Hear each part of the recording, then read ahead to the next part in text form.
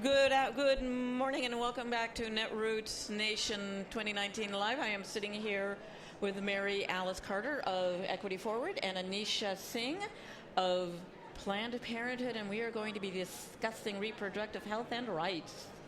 Welcome to Netroots Nation and netrootsradio.com. Thank you for having us. Thank you so much. Yes.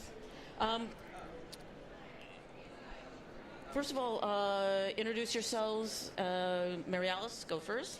So Mary Alice Carter, I'm the Senior Advisor with Equity Forward, and I would forgive people for not knowing who we are because we are a fairly new organization. What we do is opposition research and investigation into the foes of reproductive health rights and justice who are making it harder for folks to access health care. So we dig into the who and the what and their backgrounds, and we make sure that our allies and our folks in the media understand who really is at the root of undermining reproductive health care. And I'm Anisha Singh. I'm the Director of Judicial Nominations at Planned Parenthood Action Fund, and I'm just here to talk about the courts specifically because right now we are seeing attacks left and right to abortion access, to reproductive health care overall across the country, and one of the ways that the Republican Party is doing that is through our courts by packing them with anti-reproductive health care judges and making sure that they solidify their agenda for generations to come. So my job is to make sure that we're building that narrative, driving that narrative, growing awareness, and fighting back what they're doing.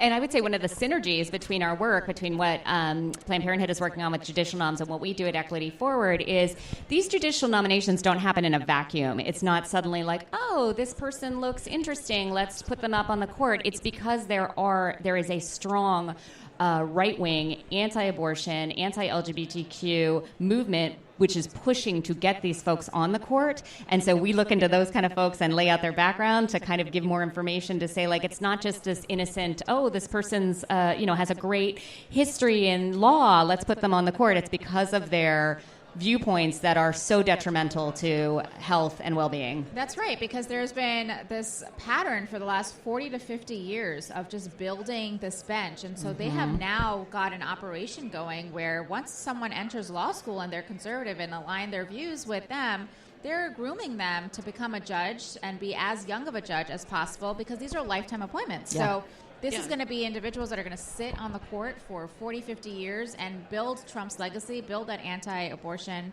anti-reproductive health care agenda for them.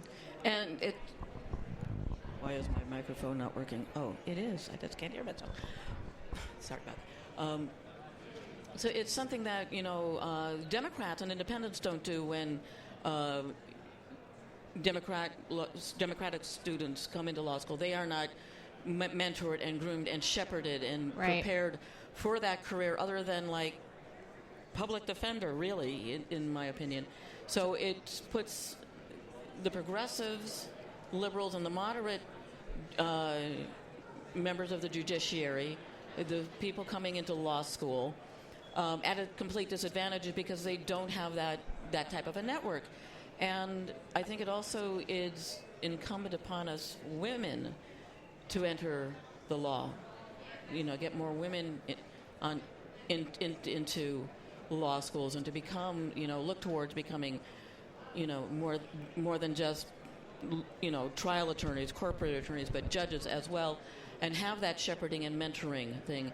Even though not every single female is going to be progressive liberal, they will hold their own conservative views, but still, the mentoring phase might change their viewpoints rather than solidifying that viewpoint. That's right. And what's interesting is when President Obama was president, he was very, very clear on, and he was really good on making sure that he was nominating folks that were very diverse. The first ever Hispanic judge to X circuit, the first ever black woman to a Y circuit. That there was such a diverse group of people that were being appointed to our judiciary. With President Trump, we have 79% of his appointed judges just white men. Because they were able to block all of President Obama's nominees, and they did that with because they obviously knew that we're going to be able, and they would keep doing that until they got the until they got the dupe they wanted. They created hundreds of vacancies, and now they've been packing the courts with the fastest rate of confirmations of any modern president. 1 out of 5 of our circuit court judges are Trump appointed. And these are people that are 20% more conservative than Bush judges, and that's saying something.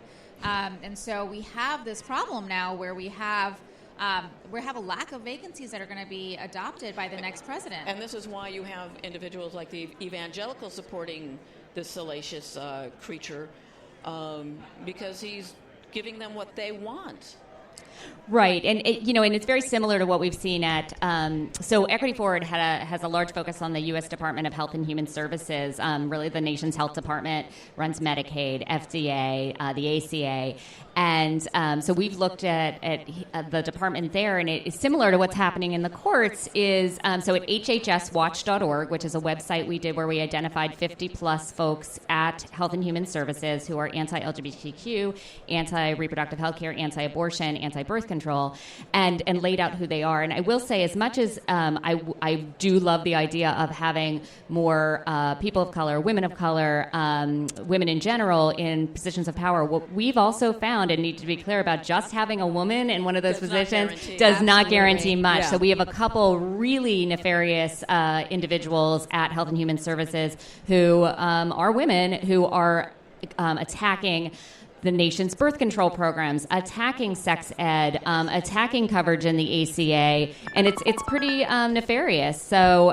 very similar to that they are moving people up through the ranks that they've sort of groomed in these roles, and they're coming from the same conservative organizations, Heritage Foundation, other groups, into the administration and into the courts. And so what's going to happen when we have a concern with something that's happening at Health and Human Services and we want to sue on it, and it goes in front of a judge who was at the same organization? That's not a lot. That's not the checks and balances system we were hoping for. Absolutely, and we're seeing this right now. The Ninth Circuit just now with the gag rule. Perfect example. The Ninth Circuit has always generally been a court that we could rely on to really stand up for our values and make sure that they are a voice for women and people of color. And yet, this was a disappointing decision that came out this week.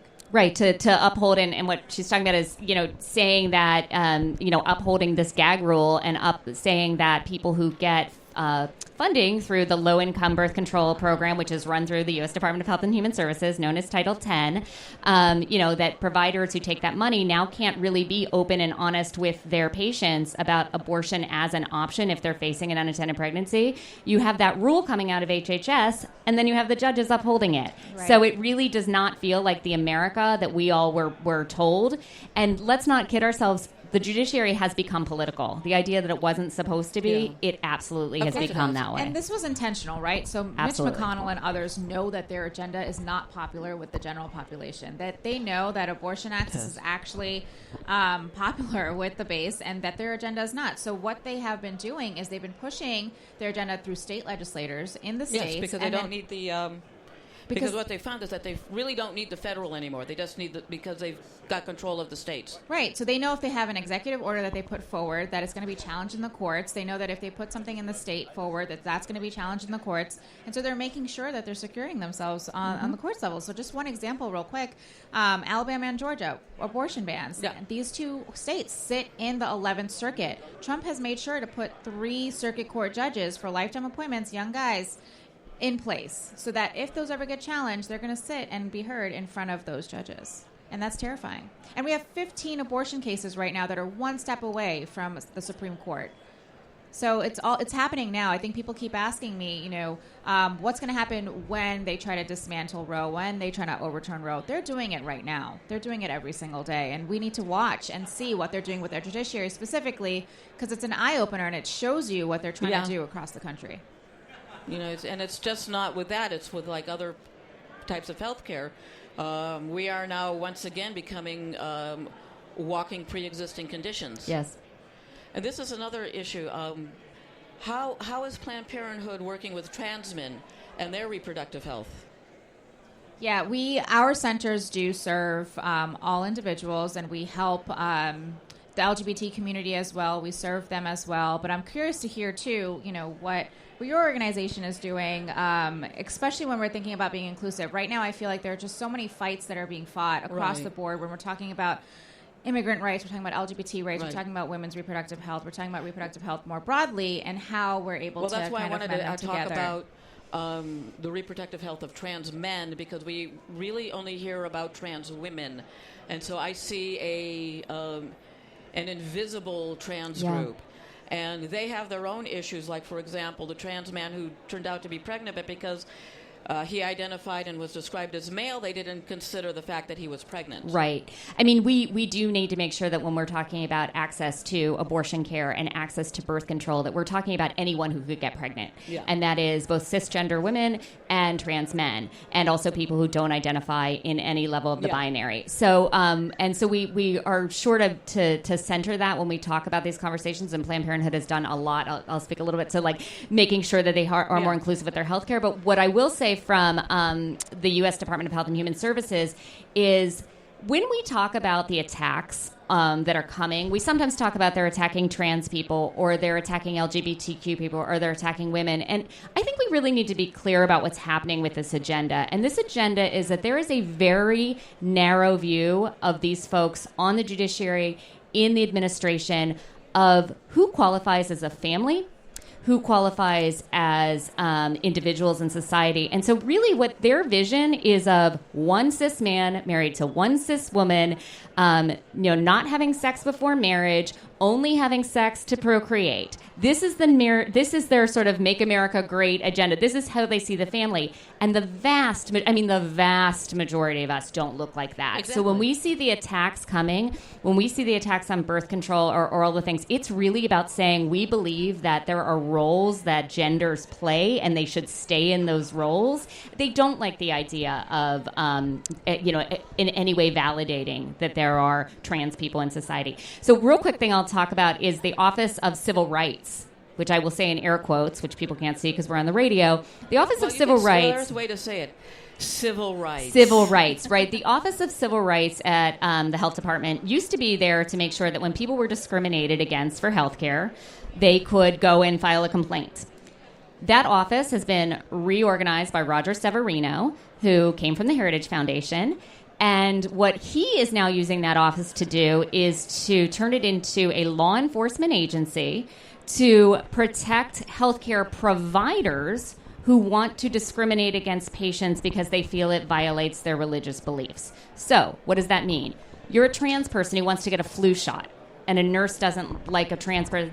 They can deny you care because their religious beliefs say they don't want to take care of you. A lesbian couple has a baby, and the nurse on call could say, you know what, I don't believe in lesbians having babies. That's against my beliefs. I'm not going to take care of you. So this is how they are putting that into play at the Department of Health and Human Services. And when they put rules out, who's going to hear it? Exactly. The judges. Of course, because being the devil's advocate on this, it can always be turned around with a gay or trans nurse saying, I'm sorry, treating you Catholic is against my religious beliefs.